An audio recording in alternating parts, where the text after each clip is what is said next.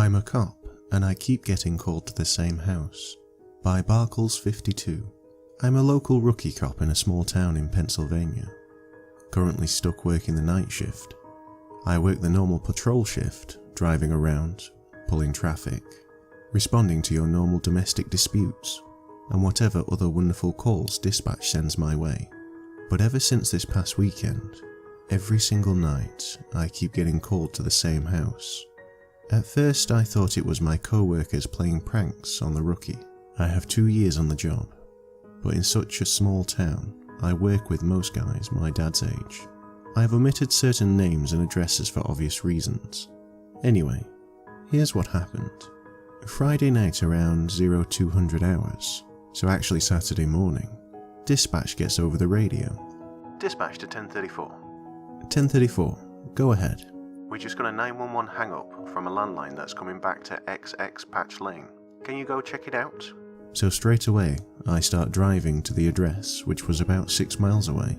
But it's a pretty rural area, so I get there in less than 10 minutes. I turn right onto the gravel lane, and after about 7 seconds, I see the house up ahead on the right. No lights on inside. I park my cruiser on the gravel lane, lights off, so as not to announce myself in case there is an actual emergency going on inside. We're trained not to just roll up to a house, lights on, in case the subjects decide to ambush the officers arriving, with gunfire. Anyway, I quietly approach the old farmhouse and check the perimeter. No signs of anything. No lights, no sound. Not even a car parked anywhere. I begin to think maybe dispatch got the address wrong. 1034 to dispatch. Dispatch, go ahead. I'm at XXX Patch Lane. Can you confirm this is the address? Stand by, 1034. Yes, that's the correct address. Do you need backup? Negative. Appears nobody is home, but I'll update. At this point I knock on the front door and announce myself. Officer Barkley, XXX Police Department. No answer. All the windows were closed, and I gently try the front door. It's locked. 1034 to dispatch. Dispatch, go ahead. It looks like this house is abandoned. I think the 911 hang-up might have been some wires crossed. Clear me, no report. 10-4. At this point it's about 2300 hours, and I need a cup of coffee since I have another 3.5 hours left on the shift. I head over to the local 24-hour gas station and find 2 of my ever so busy co-workers standing there, fueling up on the caffeine. They grin and ask me if I had fun responding to the old doc's house. Clearly, I must have had a dumb look on my face showing the confusion I was feeling, because then he goes, "You don't know, do you?" He continues, "That old farmhouse belongs to Dr. Wentz. He was the guy that I'm sure you've heard about who used to do botched abortions and all sorts of inhumane procedures back in the 1800s. He's the guy all the rich went to when they had young daughters getting knocked up, or when they had special needs child they didn't want to keep. He built that house himself and even named the road Patch Lane as a joke to all of the patching he did for people." I finished my coffee, laughing about the old tale. The guys were trying to pull over on me. I wasn't going to let these guys spook me, especially being that I was one of the only females on the department, and I have to have skin twice as thick. I finished up my shift, got some Z's, and back in I go on Saturday night, around the same time. Maybe a little later, around 2300 hours, I get the call. Dispatch to 1034. 1034, go ahead. We got another 911 hang-up from the same number as last night. This time they stayed on the line, and we could hear someone talking, but couldn't make it out. Can you go check it out again? Can you confirm the address again? It comes back to XX Patch Lane. Now I'm pretty sure the guys are getting dispatch in on some type of joke, but whatever. I still have to respond. Better safe than sorry. So I drive down the road, turn onto the gravel road, park my cruiser away from the house, and check the perimeter, and go up to the front door. Still no sign of life inside. I knock on the door and announce myself. Officer Barkley, with the XXX Police Department. I'm about to leave, and I go to check the door handle out of pure habit, and sure as shit, the door opens. I was so startled by the fact that the door opened. My right hand immediately went to my gun on my right side. I announced myself again. Officer Barkley, XXX Police Department. Come to the front door or else I'm entering.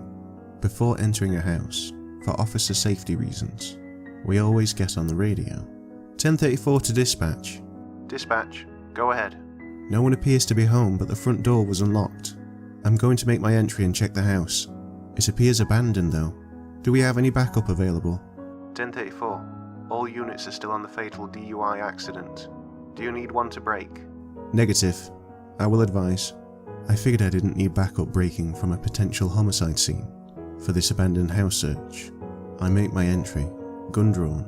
I proceed through the first floor, dodging cobwebs and stepping over dead insects and critters. I continue upstairs, through the bedrooms, closets, everywhere a person could be, I checked. I work my way back downstairs and check the basement. It's a pretty small basement, but it's broken into several tiny rooms. One room has a metal door with a padlock on it. The padlock needs a key to open it, and it's completely rusted shut, covered in cobwebs, and even one big old black spider was guarding that lock, having made it its home. Clearly this lock has been there for years, maybe decades. I didn't worry much about it since there's no way anyone was in there due to how rusted the old lock was. Even the keyhole looked corroded and filled with rust. I eventually left and advised dispatch no report. I grab a cup of hot coffee around 0400 hours and catch up with one of the guys from the DUI crash and ask him what that mess of a scene looked like. He told me I'm lucky I wasn't stuck on that scene. He asked me about the Patch Lane house and I told him it was pretty fucking creepy, but I checked it out and it has to be crossed wires somewhere. I felt comfortable telling him that it was creepy since I knew this guy from when my dad was still on the force, and he treats me like a daughter. He said he used to get drop calls all the time from there, back in the 90s, but there was an actual family living there back then. Each time he got dispatched, they were surprised to see him, and they let him search the whole house. Never any problems, just a single mom with her 2 kids minding their own business. I asked him what happened to that family, and he said nothing suspicious. They moved away after maybe 10 months or so, definitely less than a year, and a few families moved in and out, renting the house, but ever since about the late 90s, nobody moved in. I asked him if he remembered there being a locked room in the basement, honestly not really knowing what I was expecting as a response, and his eyebrows raised and he said, "You know what? I actually didn't remember until you just asked now. Yeah, wow. Yeah, the only reason I remember is because the nice girl that lived there and her kids didn't have a key and couldn't get into the room, and was asking me if I knew a local locksmith. But I told her I didn't really know anyone since any time the cops needed in somewhere, we just smashed the lock open." She giggled and I remember she was a very attractive looking girl. So we both shrugged it off, finding it odd, but moved on with our shift into the early hours with another DUI stop and a domestic violence call from a guy whose wife drank too much and decided it was a good time to confront him for cheating on her 3 years ago. Fast forward to Sunday night, back at work, and this time the call comes outright at 0300 hours. Dispatch to 1034. 1034, go ahead. Hey, we have another 911 hang-up from XXX Patch Lane. Are you able to go? Since I was in the middle of eating my lunch, I decided to not even go. Yeah, dispatch. I cleared that house last night and I didn't even see a landline telephone in that house. Stand by. 1034 to Sergeant Oakley. Oakley, go ahead. Hey Sarge, did you hear this call? Do you need me to go there? Do you need me to go or can we clear it? 1034, just drive by. No need to go in if you don't see anything, but at least drive by. Received. Show me en route. I was pissed since I didn't get to finish eating, but I did my job and drove down the gravel road. This time the front door was wide open, and I know I shut it closed the night before. At this point I begin to think a homeless person is inside, which is still trespassing. So I call out to dispatch. I have an open door and I'm going to go check it out. I make my entry and this time I see someone run around the corner. My gun is drawn since I have no idea what to expect here, and I announce myself and run after them. When I turn the corner it's just the kitchen and the door to the basement. No way out. I run into the basement and nobody's fucking down there. Nobody. I get on my radio and ask for backup, but get no response. I make my way back up and still nothing on the radio. I finish clearing the house and still can't find the person. I make my way out to my cruiser and use the cruiser radio, and I'm out of breath at this point. 1034 to dispatch. Go ahead. Did you hear any of my calls for backup? Negative. 1034, do you need units? No, you can disregard. I had one subject on the premises, but they're gone. I'm heading back to the station. So of course, everyone asks me about what happened, and all I can say is they must have run out when they saw me. I didn't tell anyone that the direction they ran left them absolutely no way of running outside.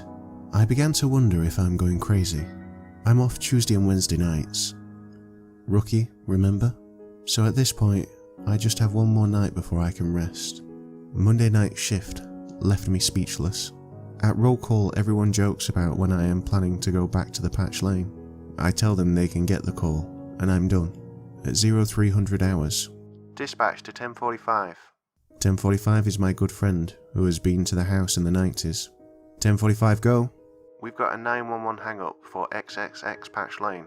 Sarge gave the okay to just drive by and make sure no one is in there. 1045. Okay, show me en route. Not even 30 seconds go by and my cell phone beeps. I have a text. Hey, wanna meet me there? Bastard. Of course I'm not gonna say no. So yeah, I go. 1034 to dispatch. You can add me to the 1045's call. 10-4.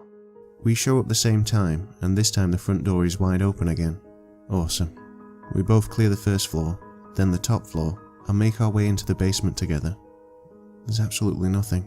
Then we turn the corner, and I see there's no lock on the metal door anymore. We look at each other, and he said, I thought you said it was locked. I say, it was. So he slowly opens the door, and we are hit in the face with a most horrid smell. A smell I know well. The smell of death. We find a corpse of a young female, bloated and fresh. The body naturally bloats about 2 to 4 days after death, and traps gases. That's where the odour comes from. We call for backup, and medical examiners show up on the scene. They process the scene and begin to take the body away.